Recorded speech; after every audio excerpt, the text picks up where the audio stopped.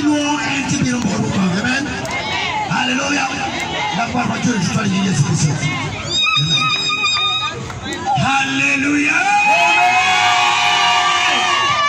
Hallelujah. Hallelujah. Hallelujah. Brother, sister,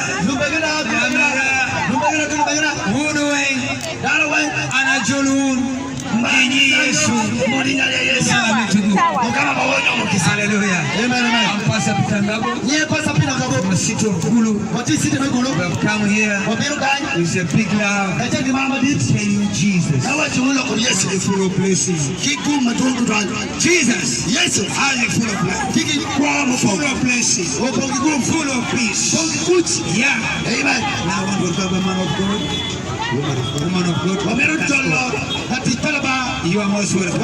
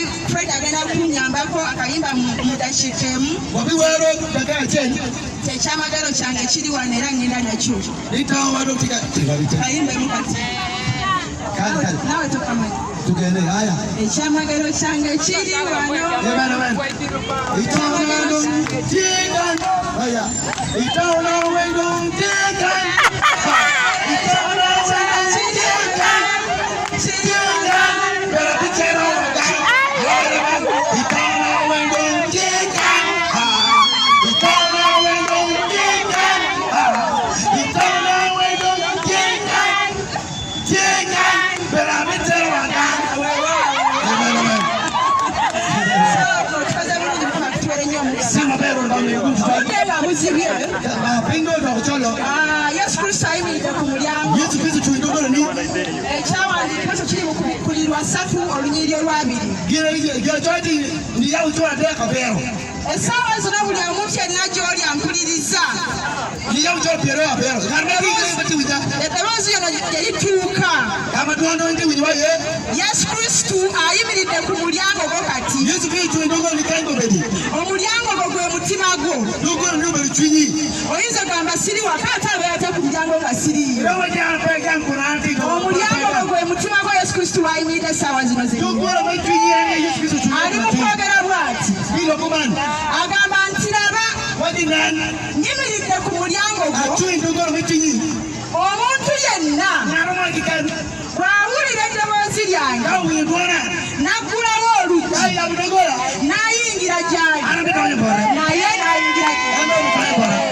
Hallelujah. Amen. Agama Uriachi. And agenda kuyingira gy'oli naawe oyingire mufuuke omuntu omu mu baki mu babiri agambye nti omuntu bw'awangula ensi okkiriza Yesu agenda kuwa omukisa okutuula ku ntebe ey'obwakabaka nga naye bwe yawangula ensi neyetwalira omukisa okutuula wamu ku ntebe y'obwakabaka wamu n'ekitaawe ate nga wano wenina ekibuuzo akabuuzo katono nnyo oba eno muwagiranyi sigenda kugendayo naye kankitwale mu ngeri ennyangu kale ku mukulembeze aliko bwe ngendo kiyisiza era bulemu gwawagira gwe abatwala naye nze gaye kankitwale ku mukulembeze akola ki nti singa akugamba timukkiriza okunnonda tugeze atwala mu state house gyentebe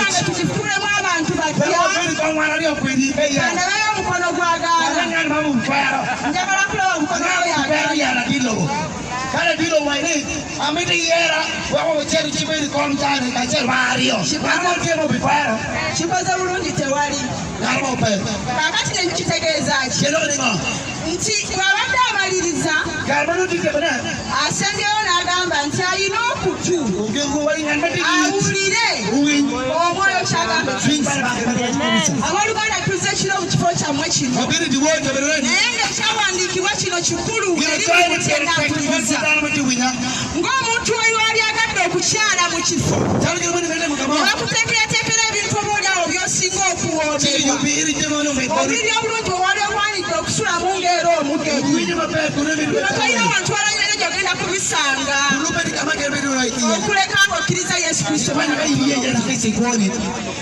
abaana b'abantu batugisa politinga nga batusuubiza ebintu ebingi ebisinga nebitwali tuwuliddeko oluusi ng'akusendasenda kukkiriza ekyo kyayagala okole oza mubirabyeko beene wamwe mulonda tugereze ku ba MP ne bakansalazi abantu abanga okutuukirako najja ng'anoonya akamu naye bwe amala okukafuna n'ataddamu nakulabikako wadde nga naye nga oli yajjanga wabawo omukono omuziika nga naye nga temuyisa dda naye olumala okuwangula tato temudamu kumulamu naye waliwo omuntu omu yekka ye Yesu Kristo mwana wa Katonda asuubiza ekigambo kye ate era n'akituukiriza kubanga yetakyukakyuka yetayiwa si mwana wa muntu kulimba abaluganda tuyita mu bizibu bingi muno mu nsi tuzeyo kinaliwadde ku bujulizi bwange naye obudde buzibye tulina overnight ku church n'osuubiriza muntu agenda okuyamba n'omukubira essimu n'omusuubiza muntu agenda okuyamba n'omukubira essimu n'akugamba kandawo oba naasobola ogenda okulaba nga tasobodde n'ogezaako omulala naye n'atasobola n'ogezaako ng'osingira ddala okwesiga naye n'alemererwa bonna n'obanyigira naye obeera onyigira babwereera teriyo muntu asobola kuyamba nga Mukama tasoose mukwatako obeera omala budde abeere maama wo abeere mwami wo abeere mwana wo asobola ogaana okuyamba wamuweera mu masomero amalungi n'omusomesa n'omwoneka tutatandika bizinesi naye n'akuma ssente omwami we yakuwasanga akwagala nnyo akuyita baby sweet honey n'ebyala bimu eyita mubimanyi n'atuka ekiseera n'akulekawo n'omujjukiza bye yakuyitanga nga mukwano waŋŋamba nga ndi sweet ate kuusa eddika kaayira akakyalinjukira akuya sweet akusinga okuwoomerera naye waliwo omuntu omu atakyukakyuka wadde ng'oli mulwadde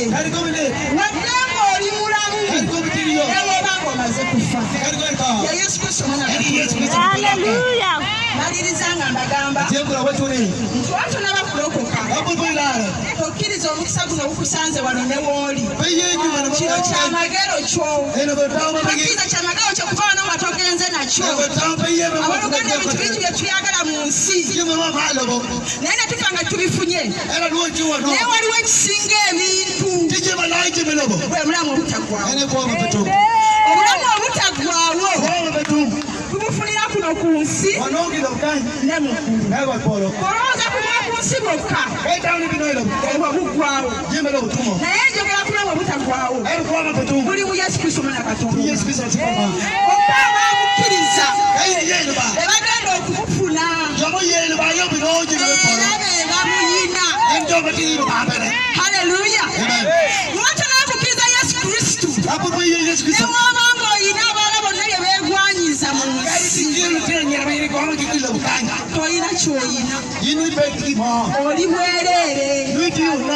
Buli muntu ndowooza amanyi bw'abeera nga yeeyambudde. Lwaki obeera wejja ku nsi kati wano bino ebyokwambala tubisanga ku nsi naye wetuba tuddayo batuyamba mbu ne batuzingirirako mbu ebigoye n'ebikeesi ne batuteeka naye bino ebyo tebirina makulu kubanga era ddala oli mwerere nga wakola ki. Naye abaasinze ku ffenna ye muntu azeeyo mugulu nga Yesu. Esobola kusukkawo nkimanyi nti muli bakulu era obulokole bwagira abantu bategeera. Ntegeeza ku myaka egyesalirawo. Osobola kulokola nga tonaweza myaka gyesalirawo. Mbeebazizza okumpuliriza. Ngenda kutwala omukisa guno okubaatuza obulokozi. Naye ekyo ne wemba sikikoze. Evangelist Fred Kanyambeko abaatuze ddala mulimu. Hallelujah! Kiparo Yesu Kristo. Hallelujah! Joroma chora pa tenge abongwan pa ya pa. Daru yeki chinye katu jino kitoge. Daru walo pa kwani ndio la. Amen. Be tama you don't meditate. Hallelujah. Be tama you chinye kitogi. Hallelujah. You are dear very Yesu Kristo motingi. Watie aya wachero no lokeni. Wajai Yesu. Yesu. Ini ni watini. Amo utama